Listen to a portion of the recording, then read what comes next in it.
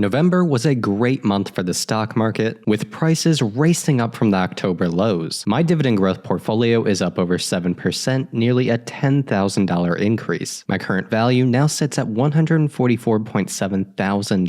As my portfolio size continues to grow, the absolute gains come far easier. There is now a force of momentum at work. It's really simple when you think about it. 1% of $100K is $1,000, while 1% of $10K is only $100. The larger the portfolio, the faster absolute gains come. On top of this, my dividend portfolio pays out over $4,000 in growing annual dividends. I reinvest that income, only adding to the compounding effect. As Charlie Munger says, the first 100K is a bitch, but you gotta do it. That next 100K will come a lot faster thanks to the power of compound interest. The same is true with millions. Once you make your first million, it typically takes far less time to make your second, third, and so on. This is why it's important to prioritize investing when you're young so you have the power of time on your side. The life of Warren Buffett and Charlie Munger is a case study in compound interest. Both invested for the better part of a century, living well into their 90s. The overwhelming majority of their absolute wealth came in those later years. That is compounding at work. Sadly, Charlie Munger passed away this week at 99. He was one of my largest influences in investing and shared countless wisdom. I recently made a tribute video for his passing, which you should definitely watch if you also had admiration for Charlie. To continue that reflection, I'm going to share 3 investing strategies from Charlie Munger that I strive to follow. These have helped me become a smarter and wiser investor. In addition to this, I'll provide a full update on the progress of my long-term dividend growth stock portfolio. Let's roll the intro.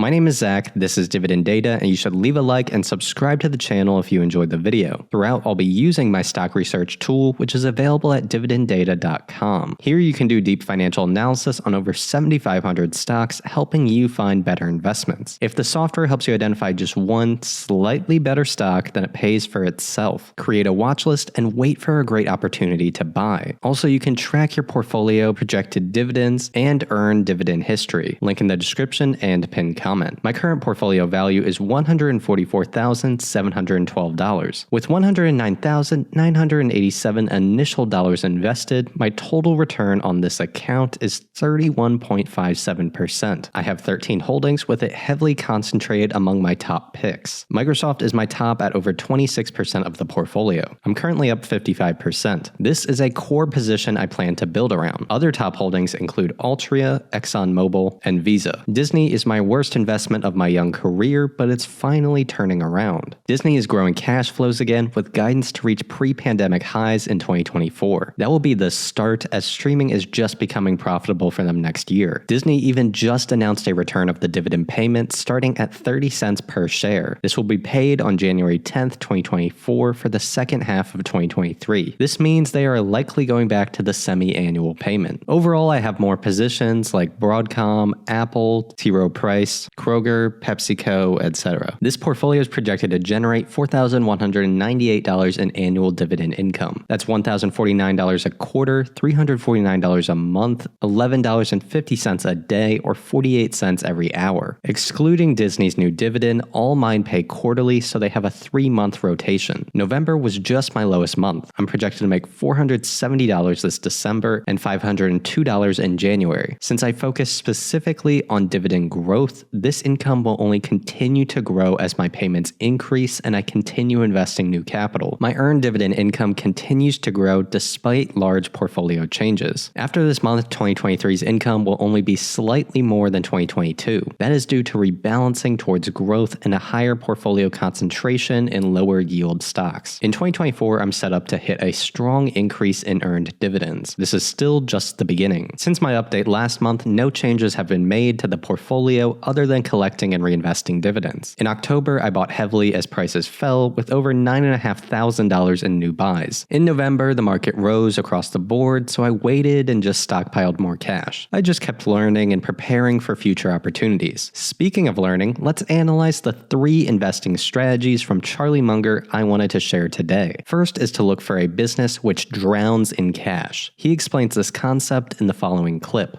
We tend to prefer the business which drowns in cash. It just makes so much money that one of the main principles of owning it is you have all this cash coming in. There are other businesses like the construction equipment business of my old friend John Anderson. And he used to say about his business, you work hard all year, and at the end of the year, there's your profit sitting in the yard. There was never any cash, just more used construction equipment.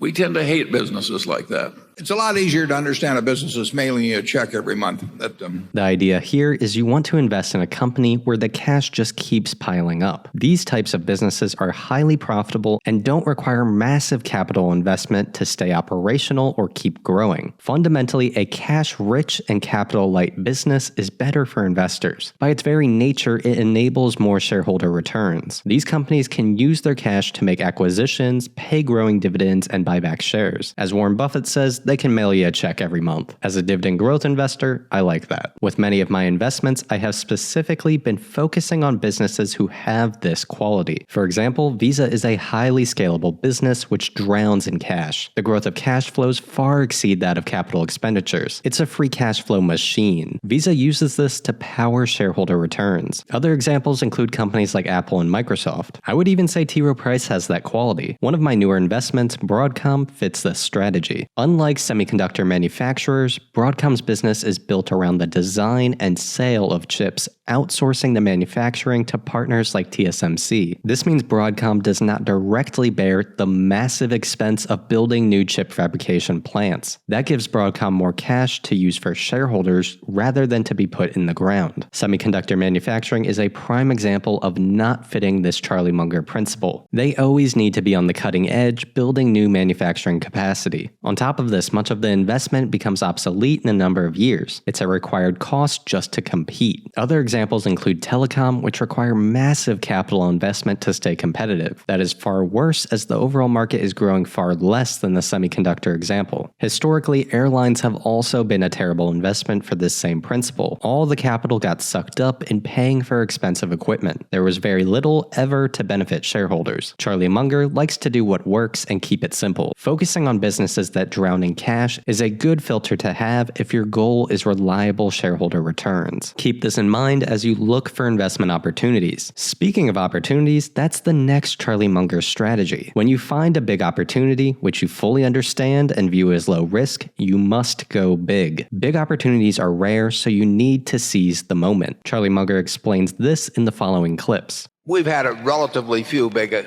ideas, good ideas over the years.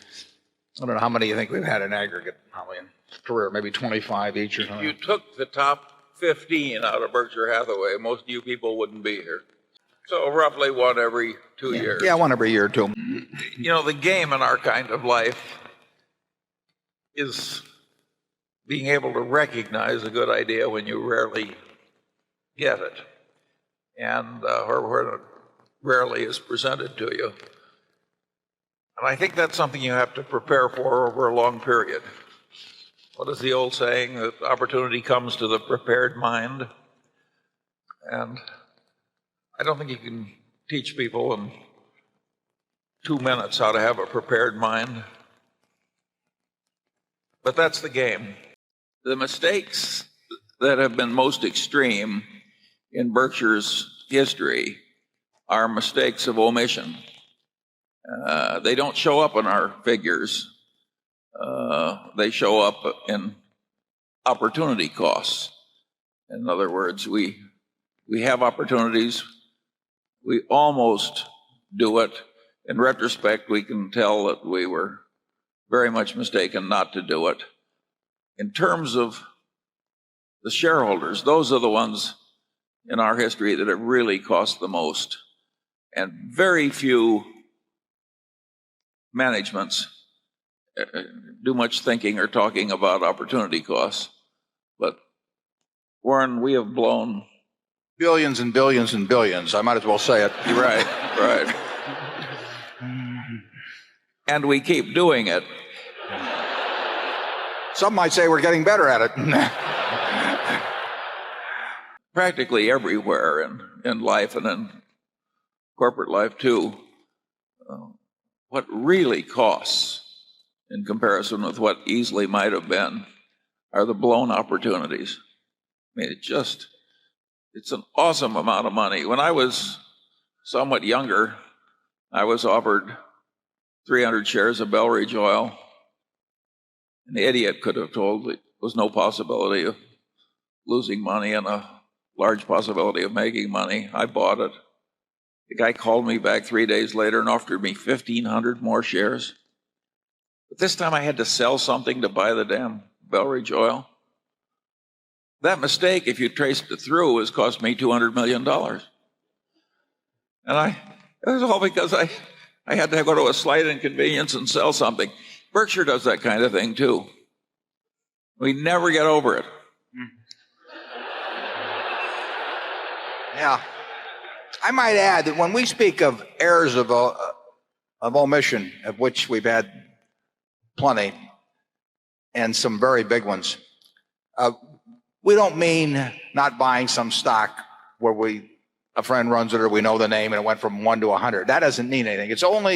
We only regard errors as being things that are within our circle of competence. So if somebody knows how to make money in cocoa beans, or they know how to make money in a software company or anything, and we miss that, that is not an error as far as we're concerned. What's an error is when it's something we understand and we stand there and stare at it and we don't do anything.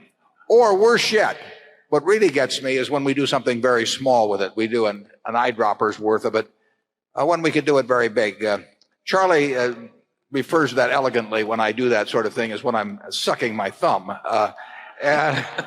As Charlie Munger says, if you take the top 15 big investment ideas out of Berkshire Hathaway, then the returns would have been far less impressive. This is why you must seize the moment, especially when all your work and preparation leave you able to recognize the opportunity. You must take action and trust your judgment. These mistakes of omission are often the most costly. I know this from personal experience. As some of you know, Tesla is my best performing investment ever. I bought over $1,000 worth in 2016 at what now is 75 shares at a $15.58 cost per share. I held onto that stock with no gains for 3 years. By summer 2019, Tesla stock was the same price. I was still confident in the investment and was contemplating doubling down. I knew the Model 3 and Y vehicles were just becoming cash flow positive. They were set to be their first high-volume vehicles. Today, the Model Y is the best-selling car in the world. That's not just electric cars either, the best-selling car, period. I watched the 2019 self-driving presentation. With a background in computer science, I was aware of the self-driving competitive advantage. Tesla was years ahead. This was a high-margin software add-on, near zero incremental cost for each self-driving package sold. Just turn it on, pure profit. Those are software-level profits in an automotive industry. You also had the moat from the Tesla charging network. I could really go on and on. I knew it all at the time. I knew it was a great time to double down and buy more. I was in college at the time and had $10,000 in cash just sitting around waiting for an investment opportunity. It was obvious to me, yet I did nothing. I sucked my thumb, as Charlie says. I only took the initial nibble. This is my largest investment mistake, a mistake of omission. If I invested the $10,000 like my logic was telling me, then I would have nearly doubled my current net worth. That is another 750 Tesla shares. At current stock prices, this is $179,000 of value I missed out on. The more and more you study investing in the market, you will come across big ideas from time to time. You must go big. I have tried to learn from this. In fall 2020, when the oil markets crashed, I bought a large stake in ExxonMobil. I knew that the economies would reopen, demand would return, supply would be constrained, and oil prices would return to profitable levels. I knew Exxon's balance sheet was strong enough to survive, even maintaining their dividend. So I bought heavy. At the time, I even sold many stocks to fund the purchase. Now, I have a near 200% return and locked in a 10% yield on cost. Ironically, the mistake was was that I didn't go big enough. In reflection, I knew all I needed to know to go bigger. I viewed buying Microsoft in fall 2022 as another one of these opportunities. I knew it was an incredibly high-quality, long-term growth business trading at a fair valuation. I rebalanced my portfolio, selling some stocks to buy a significant Microsoft position, nearly $25,000 worth. In 1 year, I'm up 55% and plan to keep holding this well into the future. Once again, my mistake was not going even heavier into my top idea.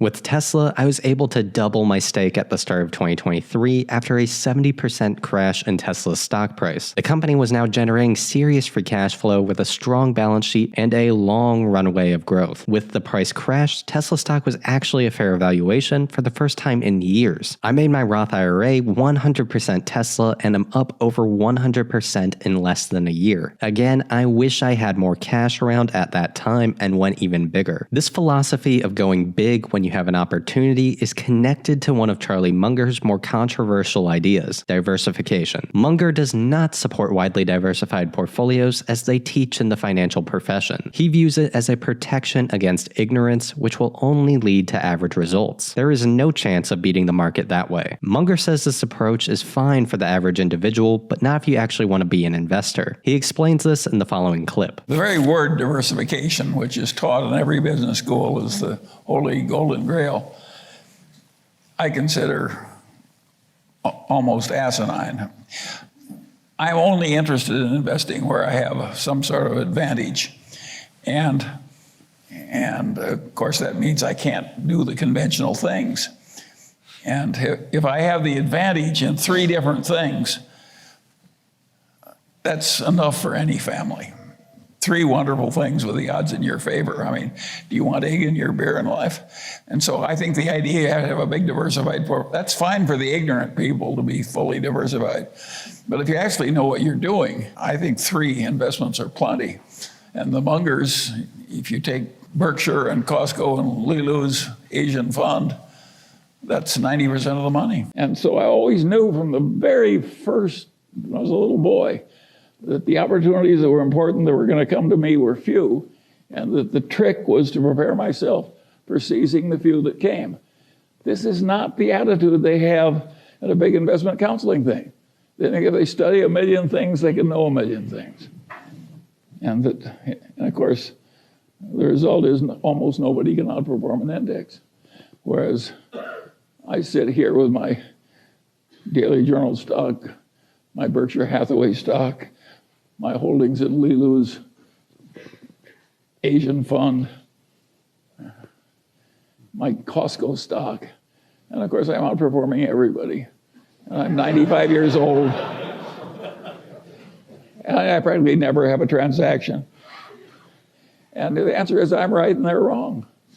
And that's why it's worked for me and not for them.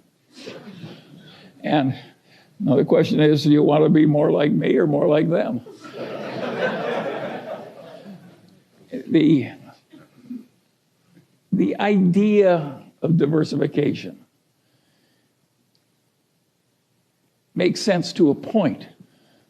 If you don't know what you're doing and you want the standard result and not be embarrassed, well, of course, you can widely diversify. Now, nobody's entitled to a lot of money for recognizing that because it's a truism. It's like knowing that 2 and 2 equals 4.